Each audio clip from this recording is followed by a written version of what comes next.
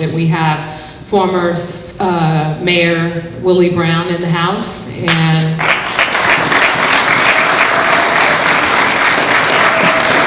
Mayor Brown, I know you're trying to just be a spectator, but you know we can't let you do that. If you'd like to speak, we're happy to hear what you have to say about this matter.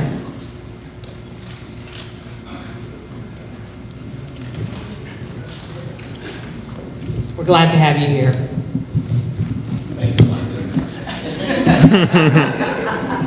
Mr. Mayor.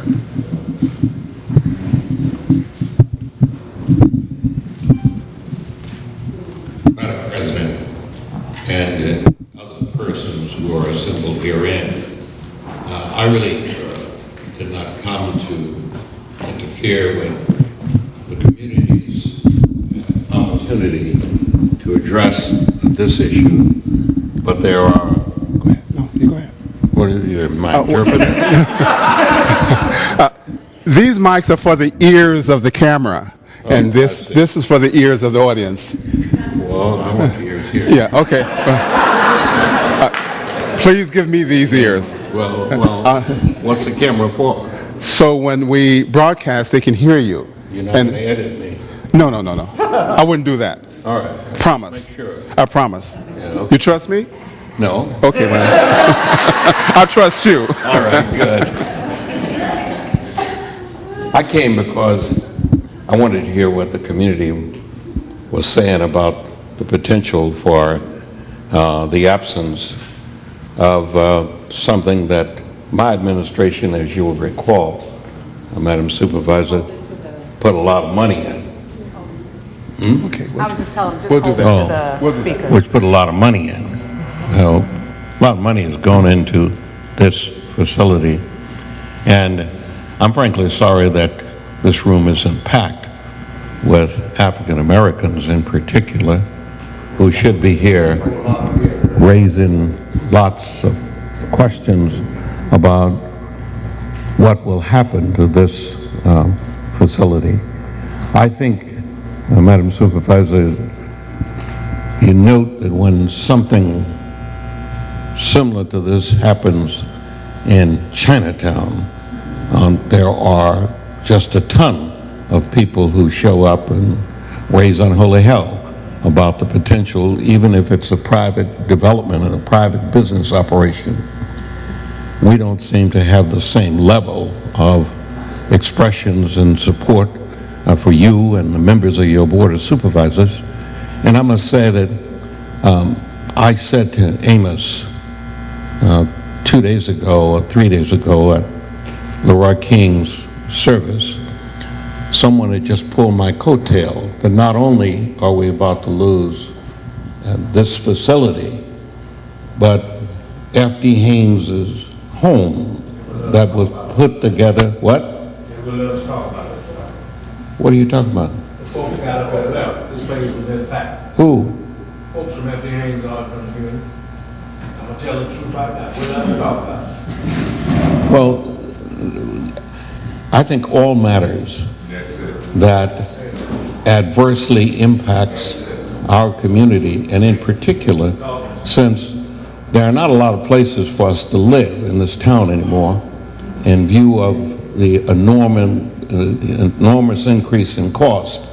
And Amos, it was in the 60s when we first put together the program where the churches in the Fillmore all jumped at the chance to take advantage of HUD's 221D3 financing programs, and nonprofits were created for that purpose. They never became part of the nonprofit cartel in this town that has such a stranglehold on affordable housing, and it's a good stranglehold because they've been able to keep affordable housing in all the communities except ours in place, no matter what. Jones Methodist and your church, Bethel and a few others who actually stepped up and put the programs together, and you qualified as a nonprofit, but you couldn't do it as a church. You had to do it as a separate operation, And you did that, and now all the mortgages are being paid off within the next month. Wow. Some cases already done, but not in the not too distant future. And suddenly, the people who are running these nonprofits are about to look at $40 to $80 million in money that's going to corrupt nonprofits that we don't even know who's on the board. We don't even know who the people are. We don't even know what it's about. And it came to my attention, interestingly enough, through the law firm that former city attorney Louis Rennie has, and the question was asked, did I have any reaction to that? I said, of course I have a reaction to that, just like I have a reaction to any removal of any affordable housing in this city under any circumstances. That cannot be. And believe me, I don't know who those tenants are. I assume that they're people who are members of our churches, who are part of our community and what have you. And we ought to be, because Thursday is their date. Thursday is the date that they're talking about having a bid to buy out the facility and to give it to someone who then is going to take it and make it market rate housing, which almost instantly means not housing for us. And so I think not only should we be about trying to make sure that we hold on to that particular building next door that we put so many years in and so much public money in. There's just no way the city ought to walk away from and allow this to occur. I would hope, Mr. President, Madam President, that there could be a resolution tomorrow before your board, introduced on an emergency basis, literally requiring the city to step in, with the city attorney being involved, to stop that sale,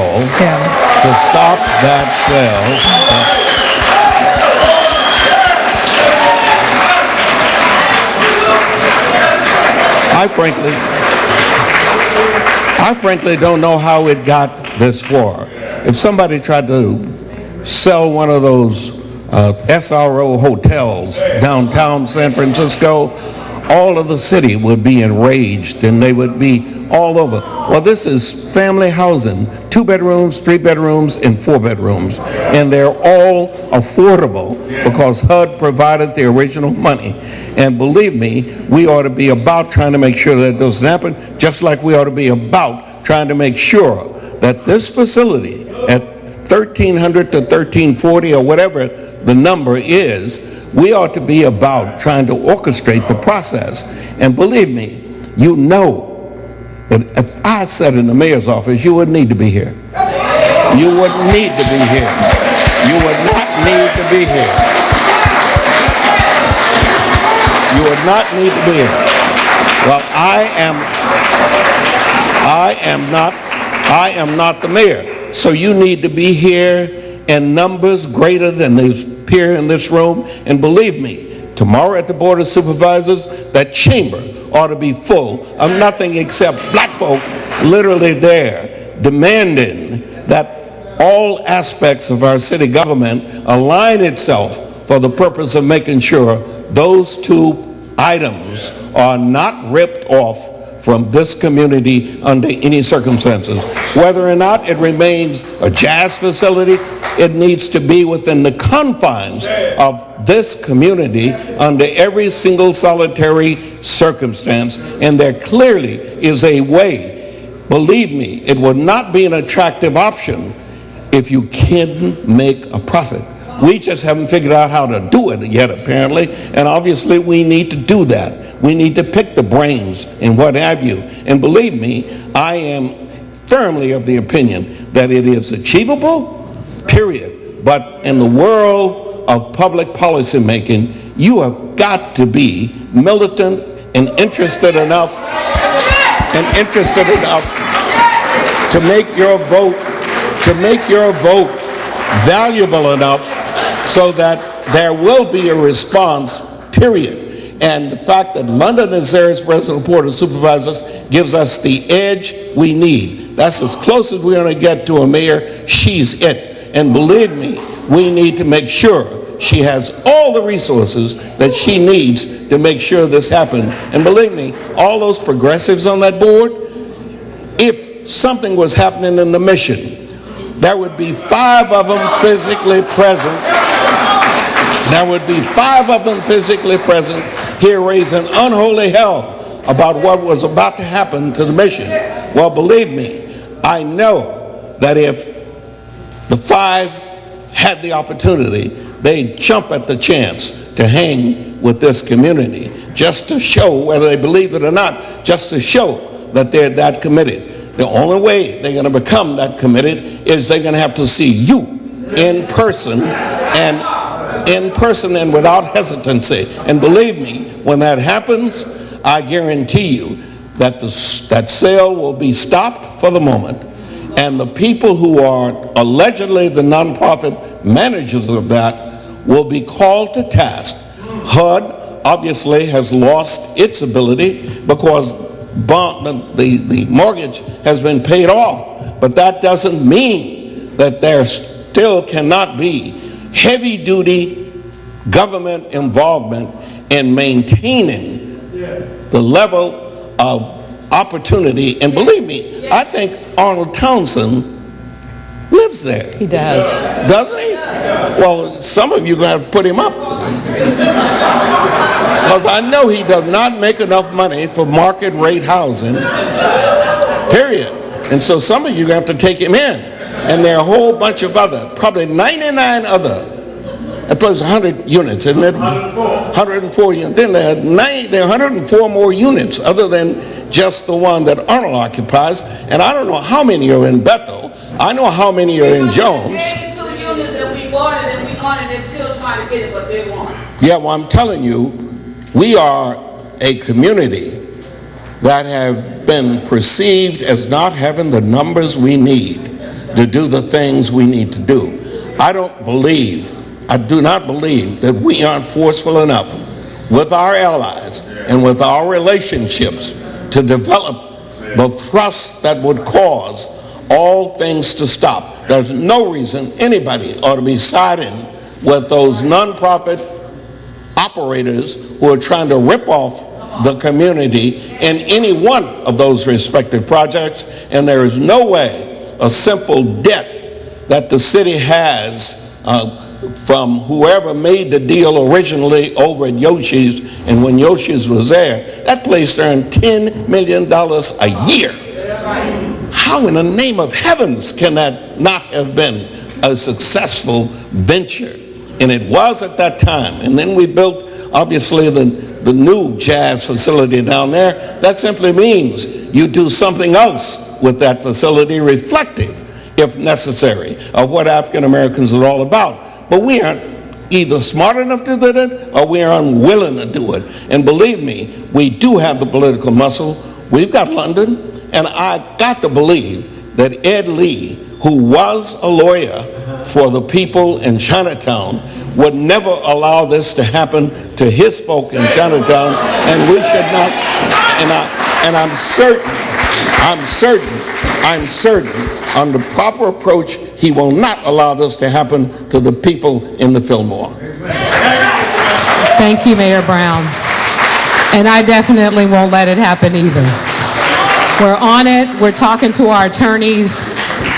And the fact of the matter is, we are working on this issue, and I wanted to make sure that I had all the facts before there was a public discussion, and I have not had a chance to even talk to all of the residents, which I'm doing this Wednesday. But Reverend Brown has been working on this. There's going to be a press conference. A lot of this stuff is happening as we speak, and again, I don't want to put information out until we have all the facts, but it does look like if they try to kind of move things in this direction, you realize that these places were built before 1973 and they're under rent control, which happens, if they're affordable housing, it's a different story, but if they're not affordable housing and and they try to take it there. They're less desirable in the market. I mean, there are a lot of things that we're putting together to try and stop this, and there is including the possibility that we may have to step in and purchase this housing directly as a city.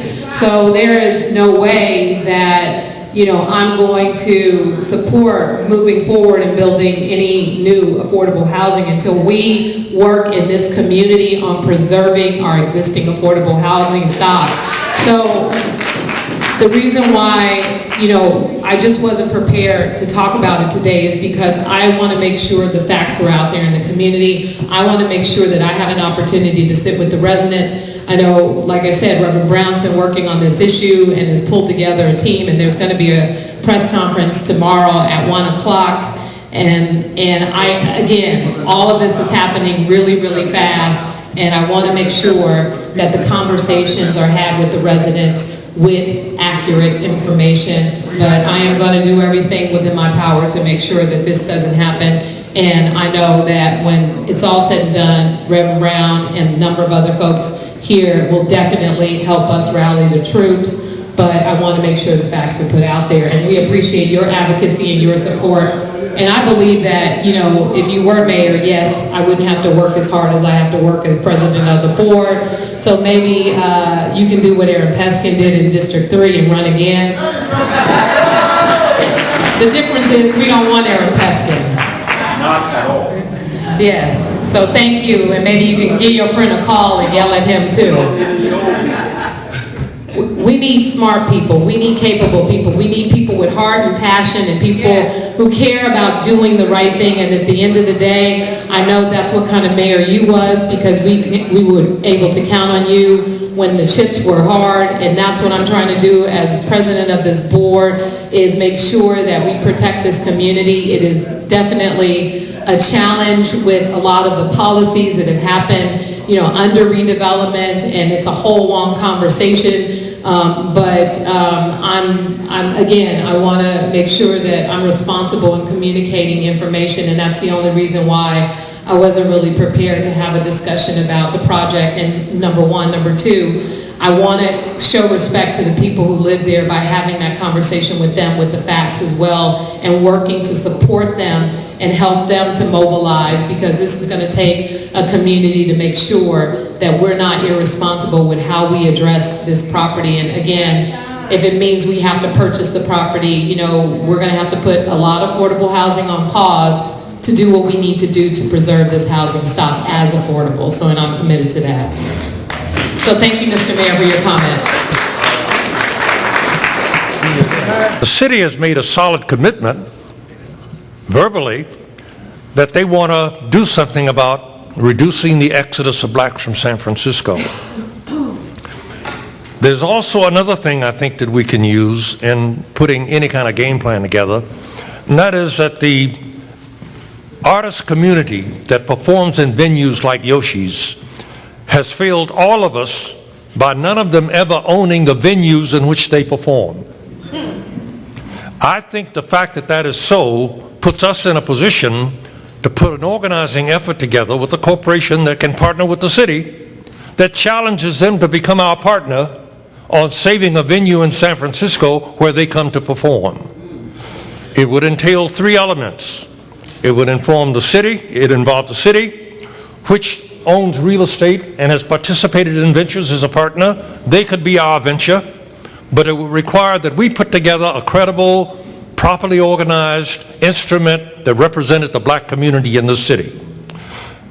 The San Francisco African American Commonwealth Council put it together so that it represented all of us and had the credentials and the resources and the capacity to function in a respectable partnership with the city of San Francisco on buying Yoshi's and paying the city out on the revenue that we would earn over the next 25, 40, 50 years, whatever it is.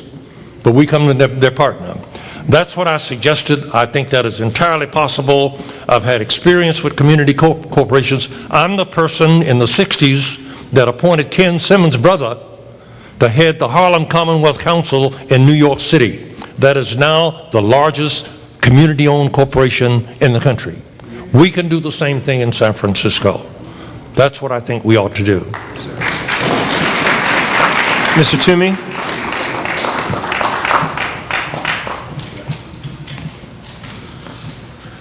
Hello, everybody. Quickly, my name is Sean Toomey. I am a student at CCSF, was that City College? Sorry, long day. I've been a City College student for an equivalent of 3 semesters off and on, and I just graduated high school at Gateway High School in the Fillmore district. I've lived around here my entire life, and I am 19 years old, and I haven't learned anything about black history, especially in this neighborhood.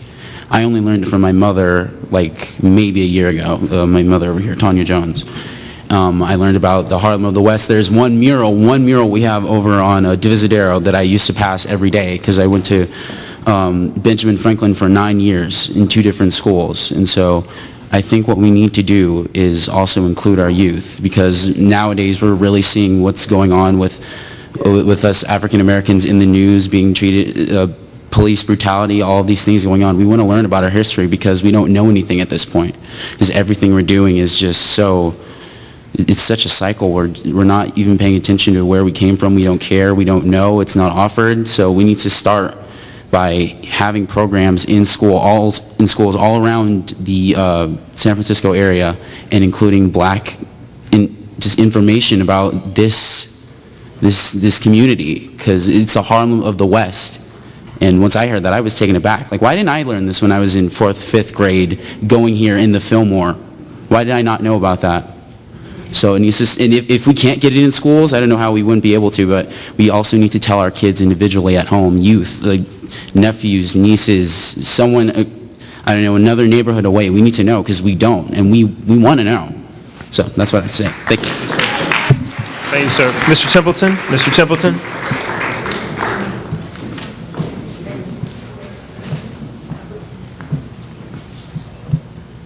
I couldn't have had a better lead-in. John Templeton, historian.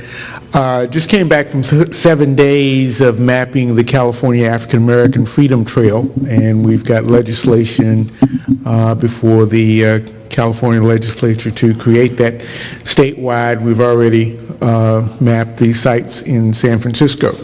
But on the specific issue, there are 2 things that need to happen fairly quickly. The first is for the city to tally up all of the community benefit agreements that were done under redevelopment and give us a report on that. And that changes the conversation about financing, because when we add up all the things that have been promised by the city over the last 70 years, we will find out that most of them haven't been delivered. And once we have that information, we should then insist that, as she talked about, as the redevelopment agency or the successor agency winds down and sells office property, that the proceeds from those sales, including things like Trans Bay, actually be devoted to addressing the historic promises that were made to the African American community. The other thing that needs to happen is that with every project that happens in the city, including something like what's happening at FD Haynes, and I've made this request several months ago, the city has never done an environmental impact statement on the impact of its activities on African Americans. If the population of Delta Smelts went down 60%, we would stop the dam. Okay? Population of African Americans has gone down 60%.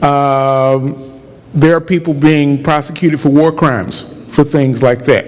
So every project that happens in the city should be required to make an environmental impact statement about its impact on African Americans. And where you have a property like 555 Fulton that's right in the middle of the African American community, I'm sure no black folks will be in there, they should be forced to pay for the mitigation of the impact on African Americans. And those are the kinds of funds that would allow the city to cure whatever debts they might have from this property, but also give us the opportunity to address, the same things happening on 3rd Street. So, I mean, we're in a crisis now, okay? Okay, thanks. Thank you, Mr. Johnson. Mr. Johnson, Mr. Michael Johnson.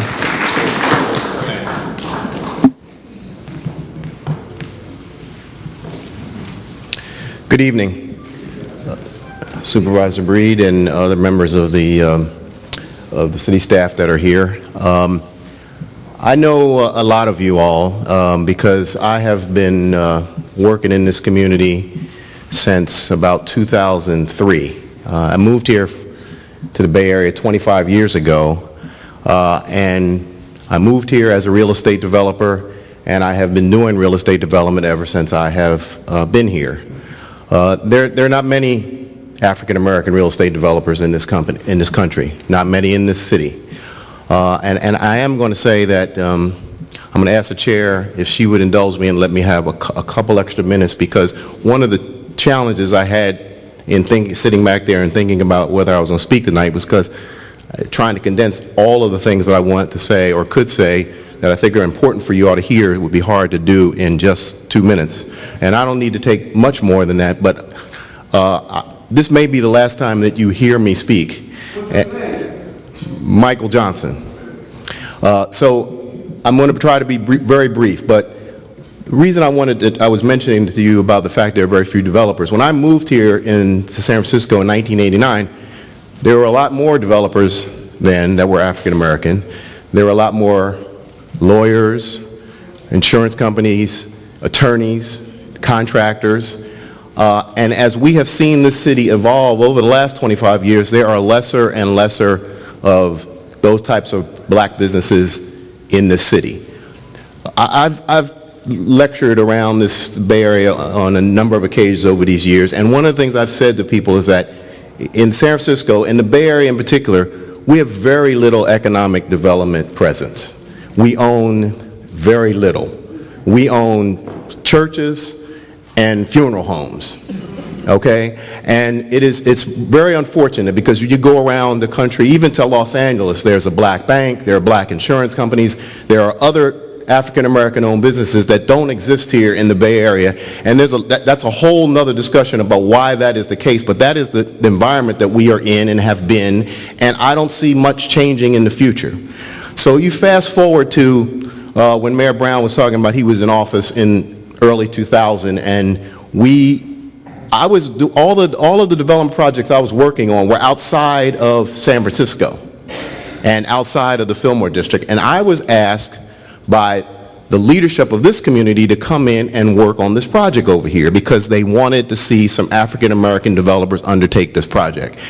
And I was hesitant to do it because Chuck Collins had spent the previous 10 to 12 years and he had been unable to do it, and he was a friend, and I was hesitant on coming in behind him trying to accomplish this, but Larry Martin and Leroy King asked me to work on this. And this was on my mind the other day when I was sitting at Leroy King's memorial, because we got a bus for him in the lobby over there, and for him to know where we have arrived and where we're headed, it concerns me.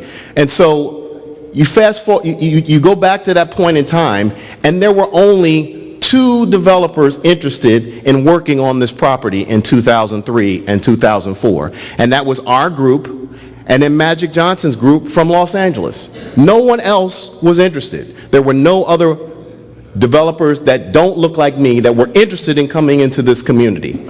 And so we did. And in doing so, we spent the next several years trying to put together the private financing for this transaction. And we actually had to go to Boston and Washington, D.C. to find the financing to build that project along with the public money.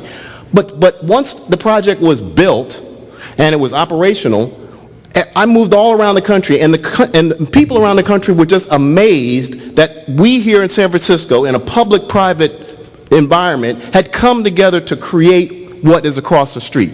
You know, many of you all were here in this building when Barack spoke, right before that building broke ground, and I remember telling him what we were trying to do, and that we as a African-American developer were going to be lead of that project, and we weren't going to be doing it in a partnership with a majority firm, and he said to me, no more second chair. And I remember that to this day, and look where we have come. He's not sitting in the second chair, he's sitting in the first chair in Washington, and that's where we have come. But over this period of time, we've had the challenges. But in 2004, when we were getting this off the ground, and we were going to have the opportunity as a black development company to put together a number of investors to own this property over here. You know, we sold the condos, but we were going to own the commercial space. And it is unheard of in San Francisco. If you can find another 40,000 square foot commercial space that is owned by someone black in the Bay Area, please let me know, because I would like to understand how they accomplished it.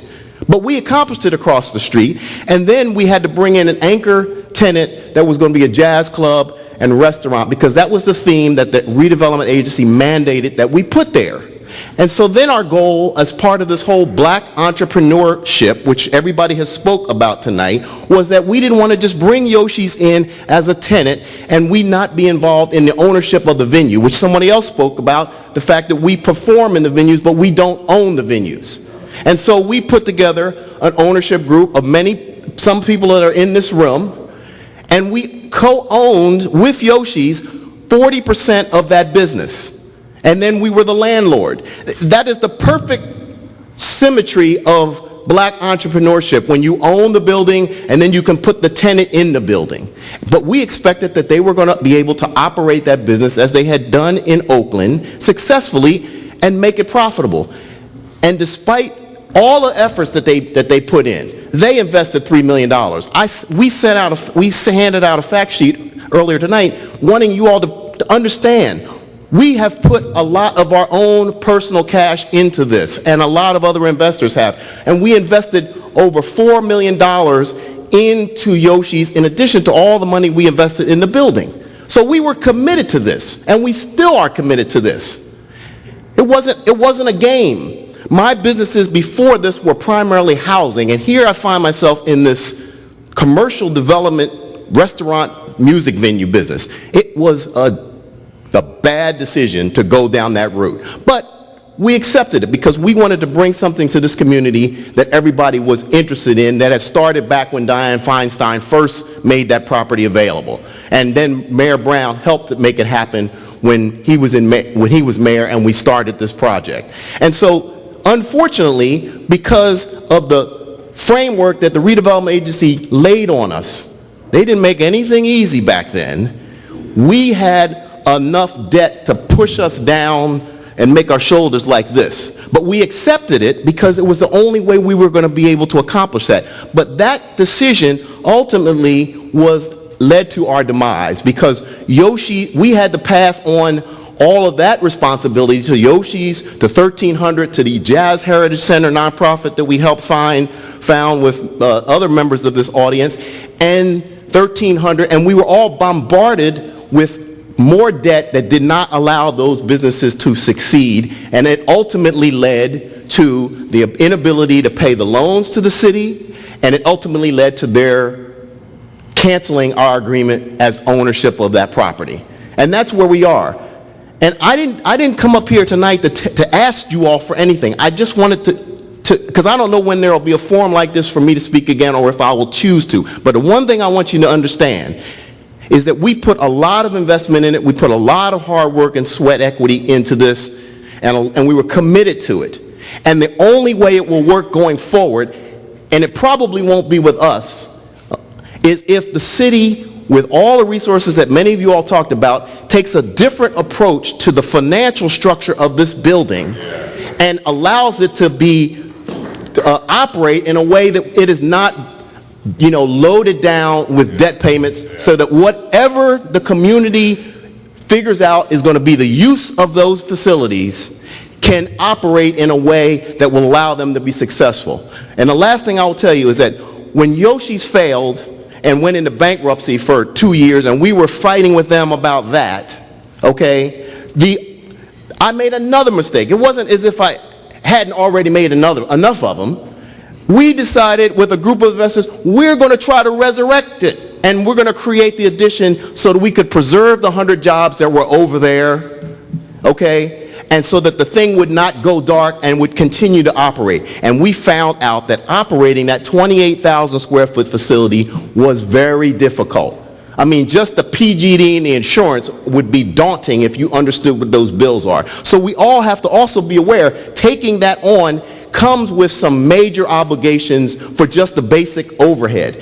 And we went 6 months trying to book the concerts. You all know some of the people that came through there over that time period, Stanley Clark, you know, R&B, hip-hop, because it's never been all about jazz, because it was all forms of music, and what has been for the last 7 years. But we couldn't make it work because the industry is overloaded with demands on artist contracts and overhead for this and insurance costs for that. It was just too daunting. And after 6 months, some of us in the investment group were continuing to put money in, and we found like, no, we can't keep doing this, and we had to close. That was one of the hardest days of my life, to actually stand in front of the employees over there and tell them that we had to close and that the place was going to go dark. And we had to cancel a whole series of contracts of concerts that was projected for the next 3 months. So we all just have to realize where we have come on this. And you know, we accomplished a lot, but we also did it and made a lot of mistakes in the process, and hopefully we won't do that going forward, but it is going to take some major concessions that this community is somehow going to have to demand for the city to do. Otherwise, it won't succeed.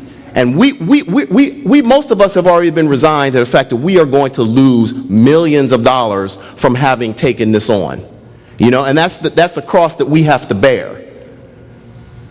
But as the Lord says, and my mother gave me the scripture, the Lord only gives you crosses to bear that he knows that you can handle. And that is the one that we have had to burden with, which is the unsuccess of this as it is here today. But as a whole, as a group, as a city, as a community, we have a lot to realize that we have accomplished with achieving that. And now we have to go into the next generation of this and do it right with the cooperation of the city, and hopefully that will occur. And that's all I have to say. In this process, I've made a lot of good friends in this audience, and all of you have supported everything we have done, and we all gave everything that we could to trying to make this successful, and I hope it will go on to become successful, and we will look back on it, and the legacy of what we started over there will have not gone for naught. Thank you. The final public comment. Good evening, everybody. Good evening, Madam President and members of city staff members. My name is Argonafa Shefrao, and I have been until my retirement about 2 years ago. I was the owner of Rosella's Jazz Club on California Street, and I was also, I can say, a pioneer of the jazz on Fillmore as early as 1999, actually. Mayor Brown was my honor to open that club. You know, number one, I have to say this. I followed what happened with Yoshi's. I think other than a lawyer, I'm only one person who read everything about the Yoshi's thing, from the court, the bankruptcy paper, to the global settlement and everything. And I have to say this, Yoshi's did not have to close. Number one, they simply did not have to close. And in some times, we can talk about it how, because I have the details. But what I realized about 6 months ago when it's closed, and I asked people around what the future would be, and I heard that nothing was going to come out of it, I said, we gotta have to save it. And in any community without capacity, without black capital, it's essential to have black capital. Even for freedom, for democracy, for political participation, if you don't have the capacity for capital, we don't count. One thing, though, that I realized that our community does have the financial means to do these things. If we're transparent in the way we're doing business, if we're sincere and honest enough to people, there are a lot of people, African Americans, with a tremendous asset in this community. But they have had some really negative experience with our own people. They're not going to let you have your money run away with it. It's not that we can't control that facility, we can.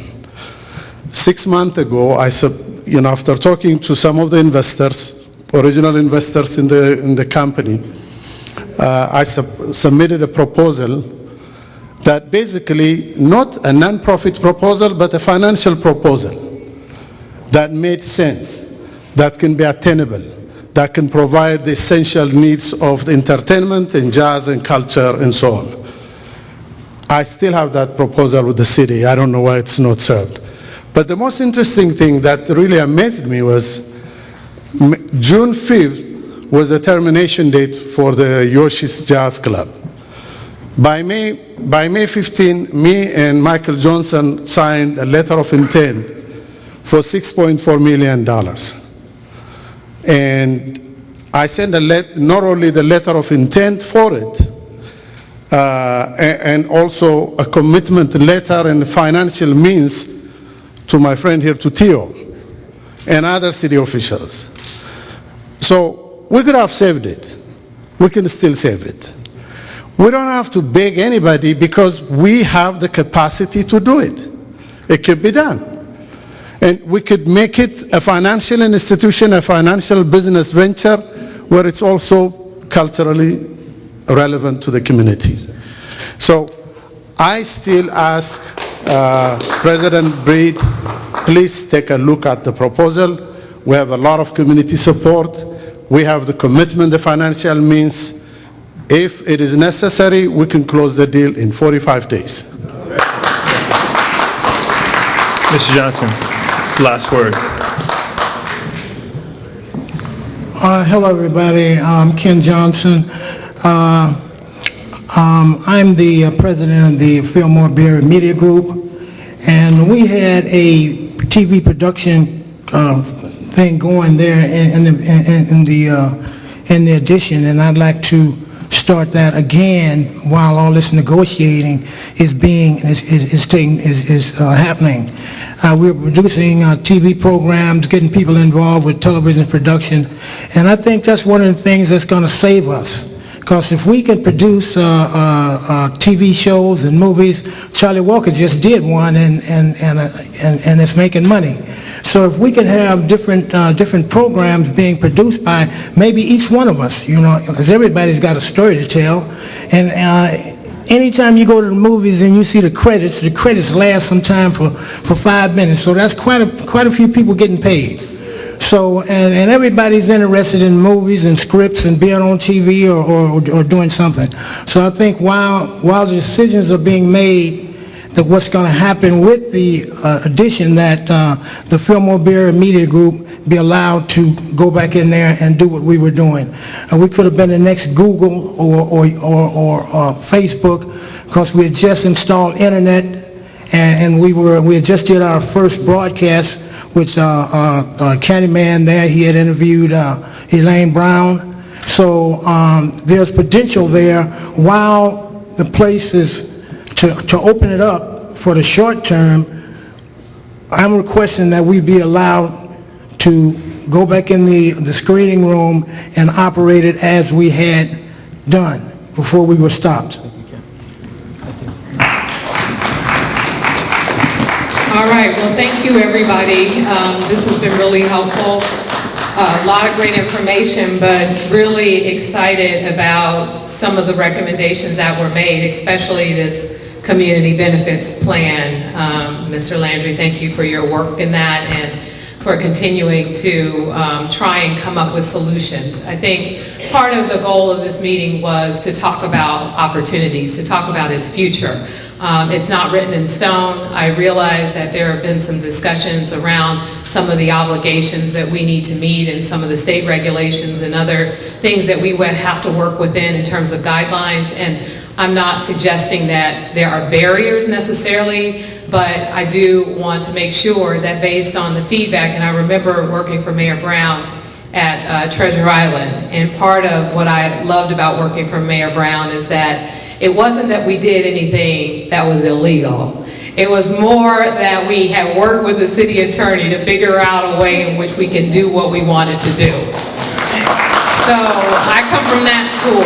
We want to try to figure out a way to make this work the way we wanted to make it work based on the parameters that we have to work within. We can be creative with those parameters. But it is great to see the community come together, and we have to have these hard conversations. I got to tell you, it is really challenging fighting these battles in City Hall constantly getting beat up for wanting to do neighborhood preference, where our people have first opportunities for housing in our communities. And guess what? I introduced legislation to do that last month, and guess what? They've been doing it in New York since the 70s. And we should have been doing it long ago. And so I'm pushing that legislation, and part of what I need help with is making sure that with everything that I'm doing in City Hall, I put out a monthly newsletter, so hopefully some of you are getting that via email.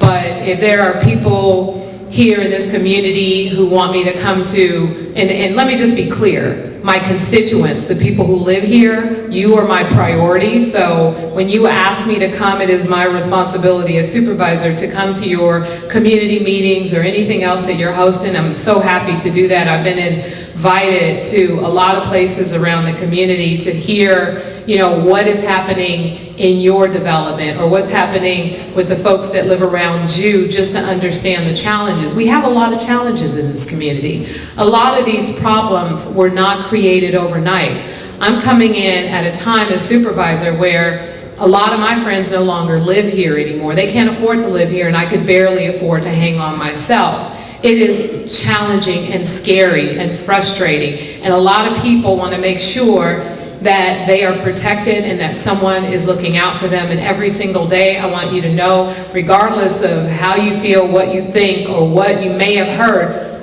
every single day, all the work that I do is about looking out for the folks in this community. And so I want you to understand that, and I want you to take that with you tonight when you leave. We have a lot of work to do. All of the things that are said here, most of the things that were said here are accurate in that we are under attack and we have to come together. We don't have the luxury to be separated or to point the finger and to say, you didn't do this, you didn't do that, or we're not doing this, or this is not happening. We have to look in our own selves to figure out what we need to do to change our community for the better.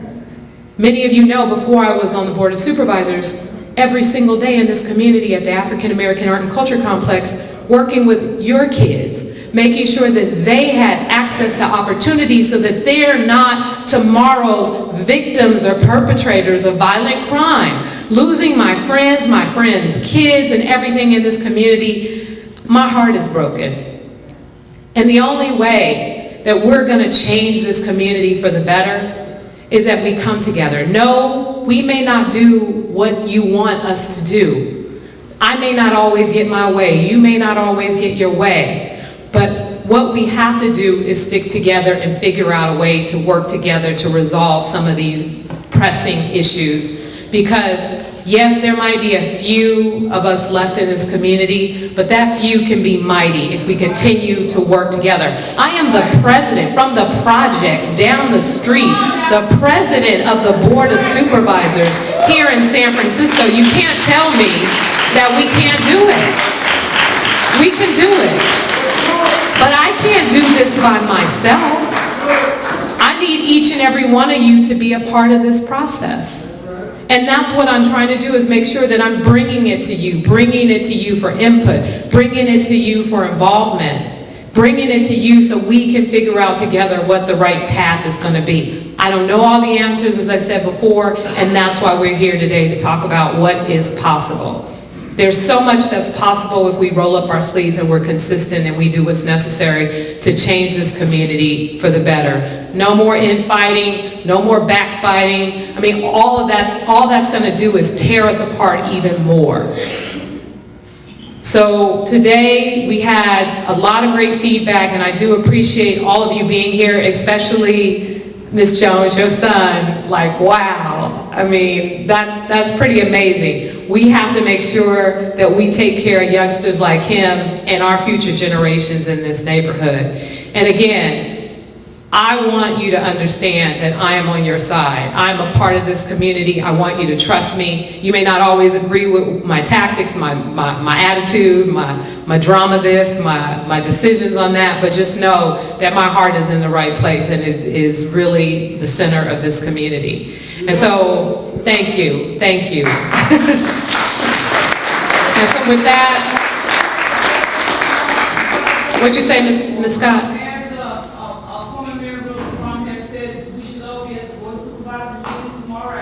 Well, actually, the press conference would be a good place to be tomorrow.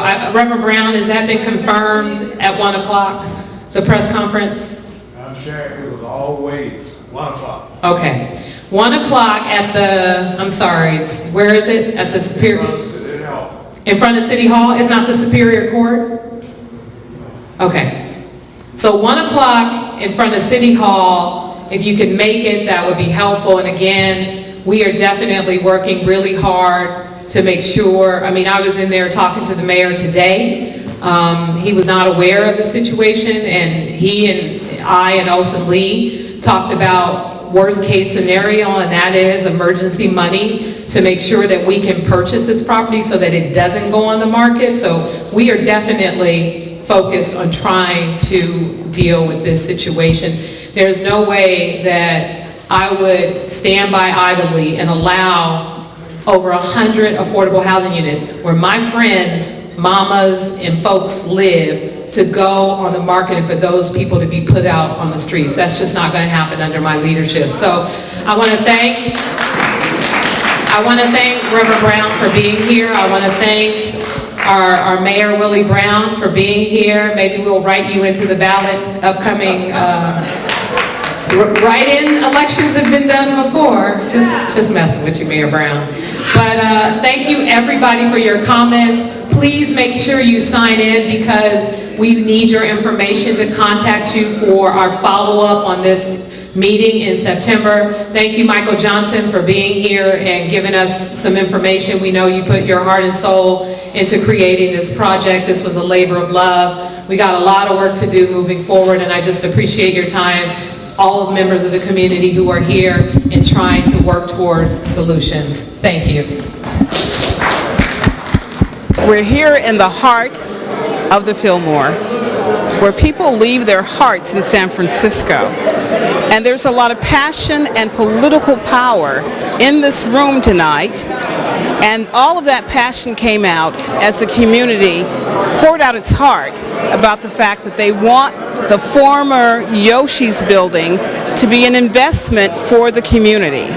And not only were they talking about that particular situation, but also the possible impending upcoming surprise sale of the Frederick Haynes apartments as well, that's on Golden Gate. The community is up in arms and has a unified spirit to make sure that Yoshi's and also the Frederick Haynes apartment complex will remain in the community. Mayor Brown, you found it important to be here tonight. Why?